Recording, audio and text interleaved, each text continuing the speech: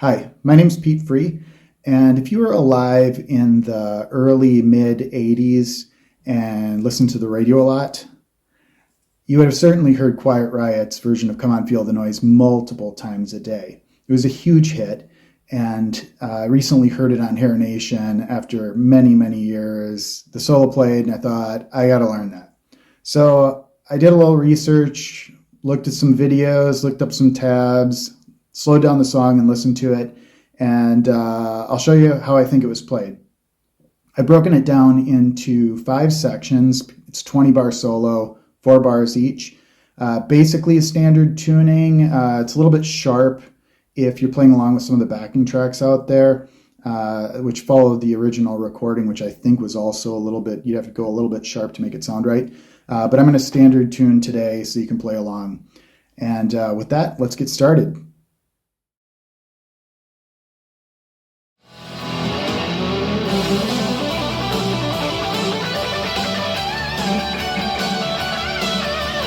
For part 1, you're going to start this from the E chord that the song's currently on. So you have this riff. So you're already fretting on the 2nd fret on the 5th and 4th strings. You're just going to slide those up to the 12th position. And this puts you in the position of using an E minor pentatonic. So if you're not familiar with this, look that up on some other video on YouTube. It's the most common scale you're going to play in all of guitar. So just to play it quickly.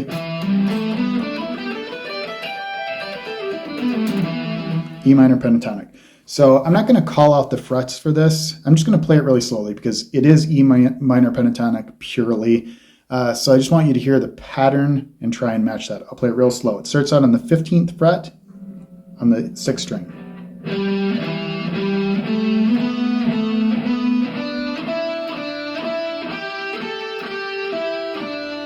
That's the first measure.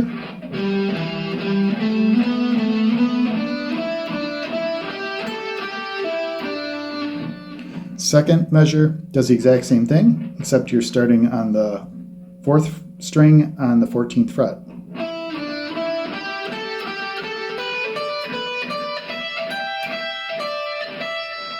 And we're ending on the high E instead of on the 2nd string, 12th fret. So again, all together.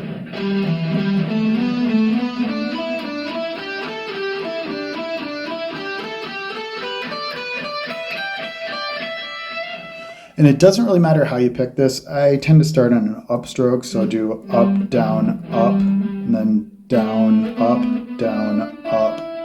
So it doesn't matter. Whatever's comfortable for you. So again.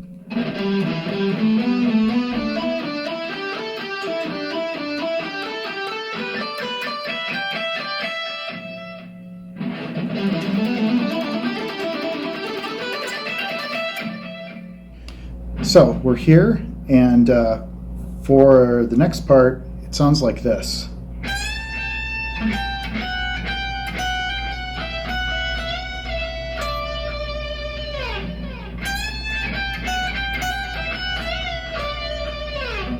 Okay, so you're bending up on the 15th, going down, 14th, 15th, hammer on pull off, going to 17th, back to the 14th, bending up on the 17th on the 2nd string, and going to the 15th.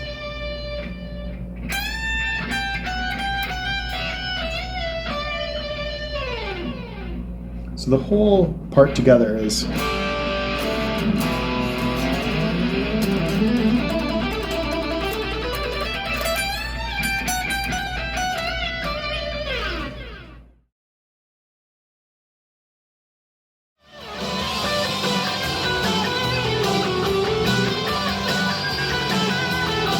okay, for part 2, we're going to be on the 2nd and 3rd strings.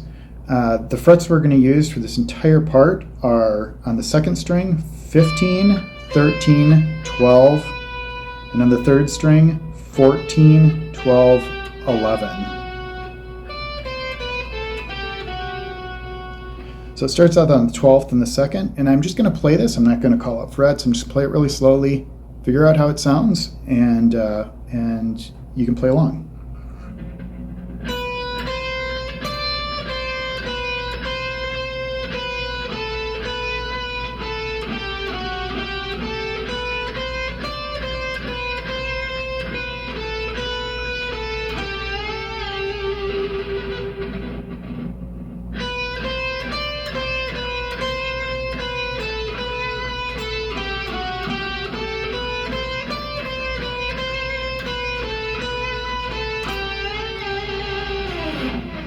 And if you want to, you can use a little bit of palm mute for the lower notes.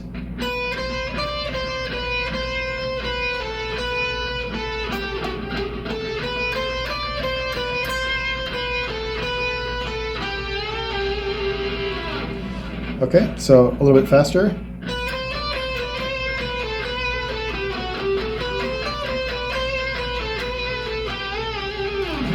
And I'm just bending some of the notes where I have a little bit of pause there.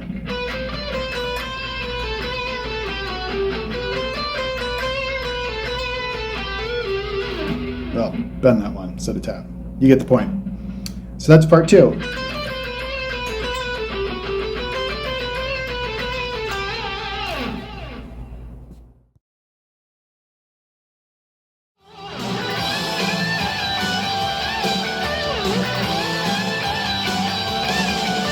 For part three, there's literally 4 notes for the next 4 bars. Those notes are on the second string, 12 and 15, and on the first string, 14, 15. I'm going to be doing a bunch of bending on this 15th on the first string. And the section, I want you to just listen to what I'm playing. It's one of those 4 notes, and just try and figure out what I'm playing and follow along with that.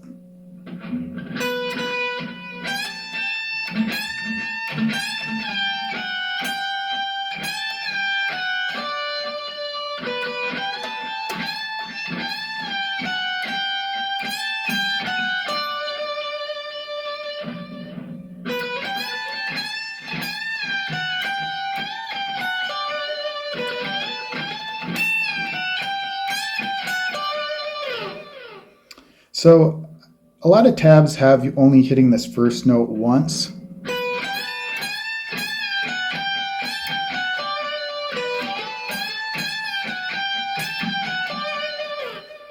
Let's slow it down, and you can kind of hear, for this one it does maybe sound like it is once, but these ones that are coming up, they do sound like they're being hit twice, like the second one of that pattern, and then there's one more in the upcoming section. So I tend to play that first note twice. I think it sounds better, and if you slow it down in certain things, he is playing it just very muted.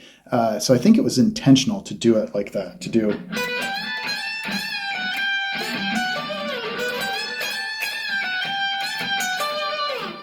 Some people also, instead of bending on one of these, will hit the 17th fret.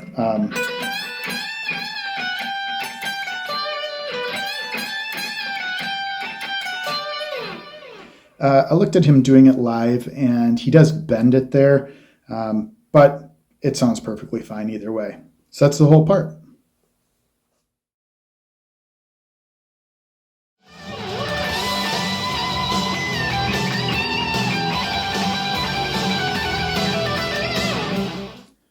Part 4 is probably the most difficult part of this solo. First 2 measures really easy, second 2 measures not so much.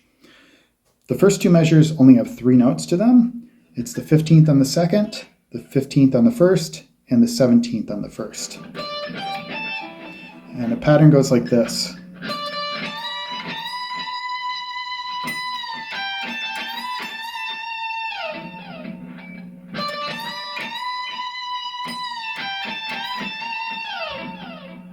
One more time.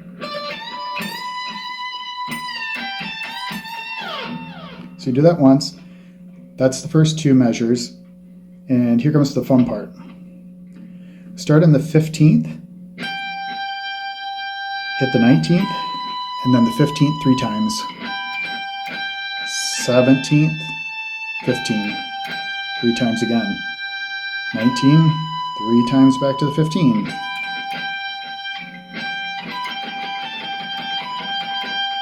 So you're hitting the 15th in between each of those. First 3 like that, pretty simple. For the next one, it's a little bit different. It goes 17, 15, 14 twice.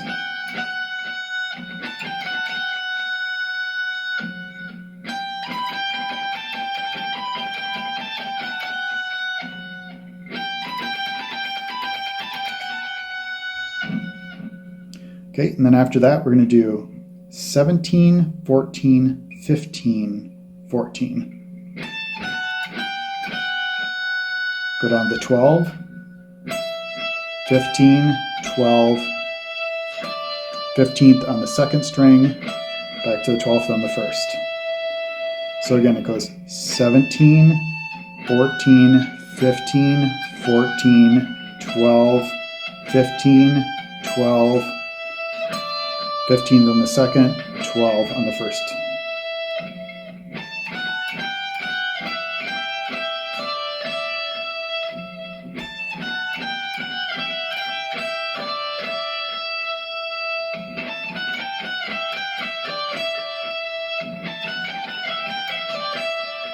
So everything up until that point is.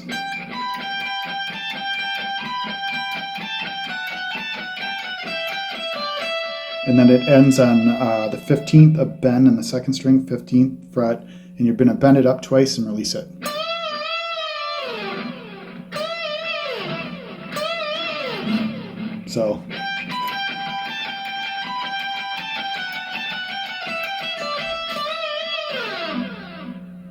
So the whole part together is.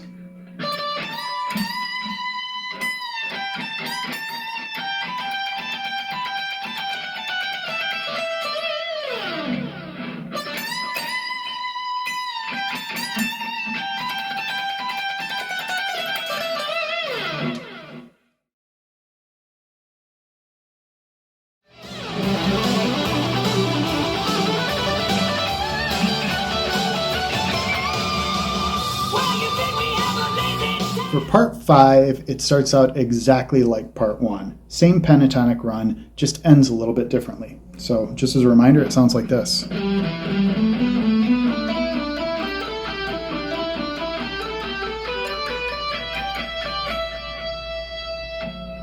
Now here's where it's different. You're going to bend up on the 15th, just like the first one. But you're going to do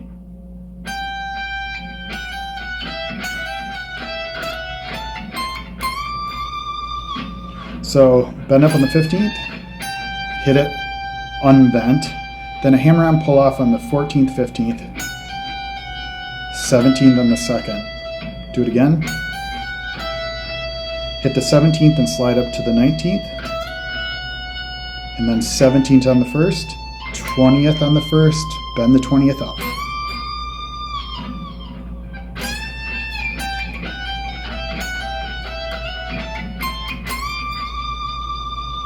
Give it some vibe.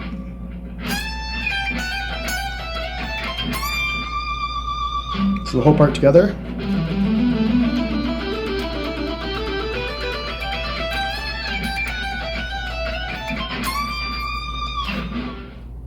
I did want to make one final note about that pentatonic scale. Typically when it's transcribed, when you get up to the top, it sticks pure pentatonic. On the album, the first time he plays it, which would be in section 1, he actually does hit the 14th fret there instead of the 15th.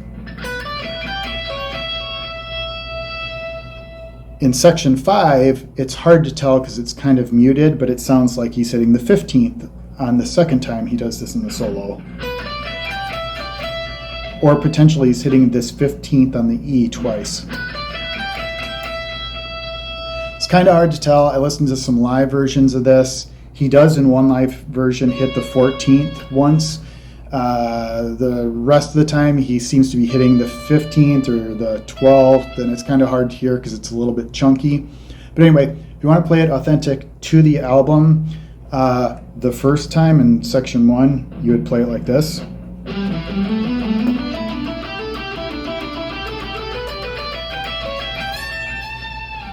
With the 14th. The second time around, it's really hard to hear on the album. It sounds kind of muted, but you can either play it as I've shown you already or hit that 12th twice, which would sound like this.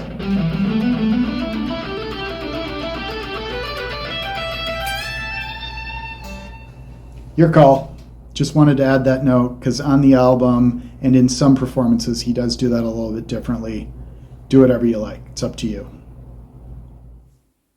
So that's my take on Carlos Cavazo's Come On Feel the Noise solo. It's pretty amazing what you can do with a pentatonic and a pattern, huh? It's such a boisterous, kind of mischievous sounding solo. And as a recommendation, check out on YouTube some of the live performances of this back in the day where Carlos Cavazo is riding around on Kevin DuBro's shoulders while he's playing this solo. It kind of shows the nature of the thing. Anyway, if you like this content, subscribe. I'll be doing more of it. So have a good one.